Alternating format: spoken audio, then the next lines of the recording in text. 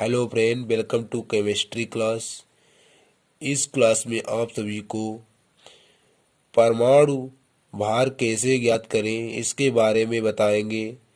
आपको बताएंगे कि परमाणु भार कैसे आप सेकेंडों में निकाल सकते हैं, और आपको परमाणु भार की परिभाषा और परमाणु भार निकालने के नियम भी बताएंगे।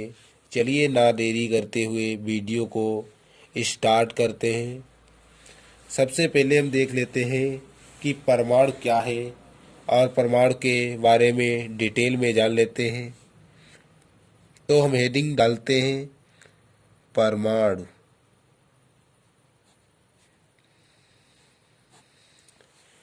परमाणु क्या है? किसी तत्व का वह छोटे से छोटा कण, किसी तत्व का वह छोटे से छोटा कण, किसी तत्व का वह छोटे से छोटा कण जो किसी क्रिया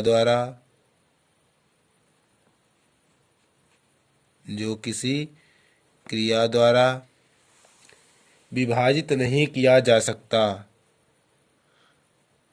विभाजित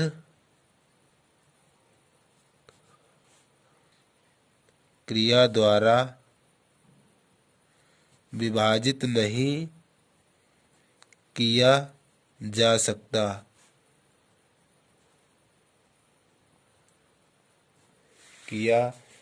सकता, हो, जो रासायनिक क्रिया में भाग लेता हो, जो रासायनिक क्रिया में भाग लेता हो,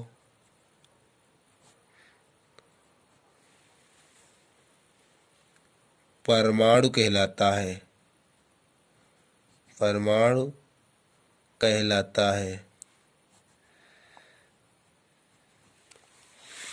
आपने देखा होगा कि परमाणु के बारे में हम आपको अभी बता रहे हैं कि आपने देखा होगा कि किसी ईंट का तोड़ते जाएं, मान लिए यह ईंट है, इसे हम तोड़ते जाएं,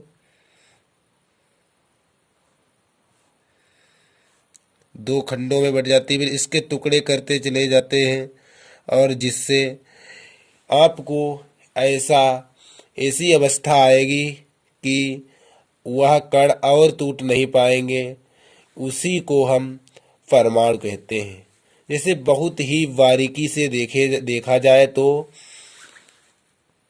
परमाणु सूक्ष्म बहुत ही सूक्ष्म अवस्था होती है, जो कि हमें इसके आगे तोड़ना असंभव हो जाता है, जिसे परमाणु कहते हैं।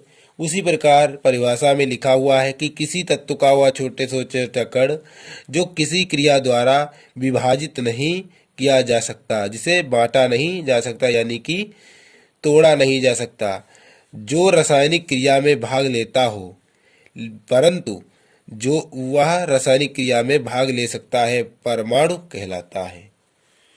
तो इस प्रकार आपको बता दिया, और अब हम आपको बताएंगे कि परमाणु भार की डिफिनेशन के बारे में। परमाणु भार, परमाणु भार क्या है, अब इसके बारे में आपको बहुत ही डिटेल में बताएंगे। किसी तत्व का परमाणु भार वह संख्या है, किसी तत्व की परमाणु भार वह संख्या है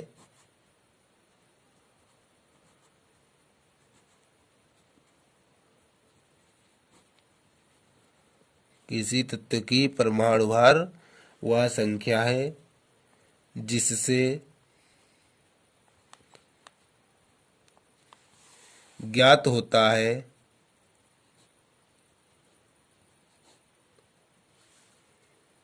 कि उस तत्व का एक परमाणु उस तत्व का एक परमाणु उस तत्व का एक परमाणु हाइड्रोजन, जिसे H कहते हैं, के एक H के एक परमाणु से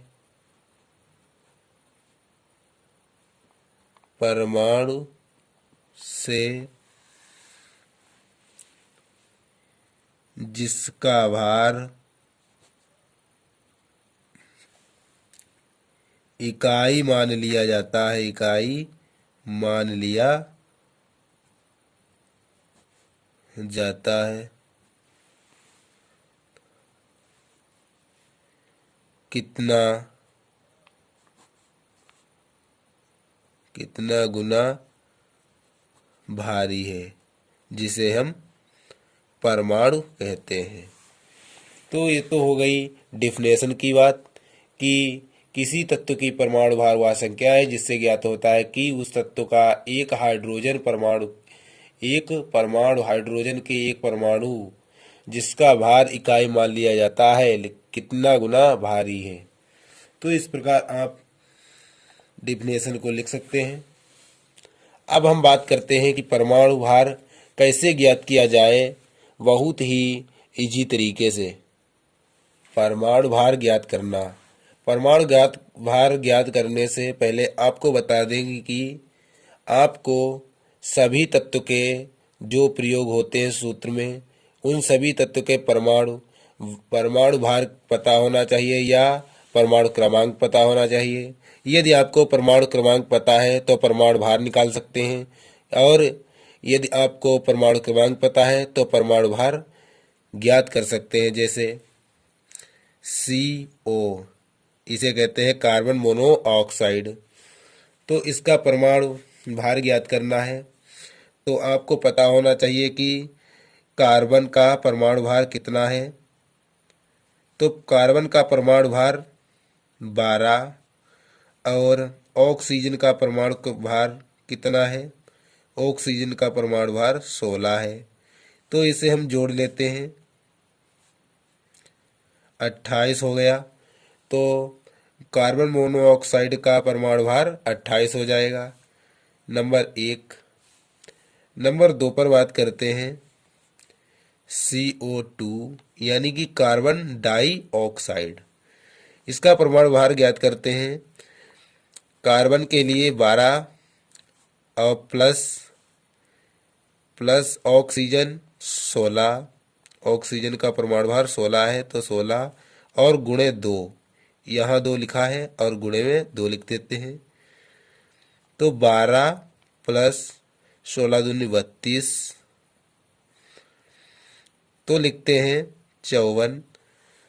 कार्बन डाइऑक्साइड का परमाणु भार 54 आ गया। इस प्रकार बहुत ही सरल तरीके से सेकेंडों में ज्ञात कर सकते हैं। अब हम बात करते हैं methane. Number 3 methane CH4।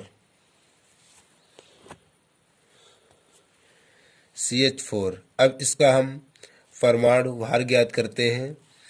Carbon के लिए आप 12 लिख सकते हैं, प्लस हाइड्रोजन 1 गुणे 4, यहाँ पर 4 लिखा हुआ है 4, फिर 12 प्लस गुणा कर देते हैं 4, 12 4 16, यानी कि मीथेन का परमाणु भार 16 आ गया। अब हम बात करते हैं एग्जाम्पल नंबर 4 की, C2H6। इसे हम एथेन कहते हैं। एथेन का परमाणु भार ज्ञात करने के लिए कार्बन का परमाणु भार होता है 12 और गुणे में 2 लिखा हुआ है, नीचे देखिए 2 गुणे में 2 लिख देते हैं। यहाँ पर प्लस का चिन्ह आता है प्लस, और हाइड्रोजन का आपको पता होना चाहिए कि 1 होता है और गुणे 6, तो इसकी गुणा कर लेते हैं 24 प्लस 6, तो यहाँ 30 हो गया। तो आपको पता होना चाहिए कि सभी तत्व के परमाणु भार और या परमाणु क्रमांक। एग्जाम्पल नंबर 5 को देखते हैं। 5 NaCl। अब इसका हम परमाणु भार ज्ञात करते हैं। NaCl सोडियम का परमाणु भार होता है 23 प्लस क्लोरीन का परमाणु भार 35.5 होता है। तो इसका ज्ञात करने के लिए आप जोड़ लें 5 8 58.5। NaCl यानी कि नमक का परमाणु भार 58.5 निकला। नंबर 6 पर हम एग्जाम्पल देखते हैं कि NaOH। इसका परमाणु भार ज्ञात करने के लिए सोडियम का परमाणु भार पता होना चाहिए, कितना होता है 23 प्लस ऑक्सीजन का 16 प्लस हाइड्रोजन का 1। तो 23 7 3 10 2 3 30 10 40। इस प्रकार NaCl यानी कि कास्टिक सोडा का परमाणु भार कितना हो गया 40। अब एग्जाम्पल नंबर 7 की बात करते हैं। H2SO4। H का 1 और गुणे में 2 लिखा हुआ है 2 प्लस यस का कितना होता है, यस यानी कि सल्फर का आपको बता दें कि इसका 32 होता है, प्लस ऑक्सीजन का होता है 16, गुणे में 4 लिखा हुआ है तो 4 लिख दें। अब इसे जोड़कर लिखते हैं 2 प्लस 32 16 चक्कू 64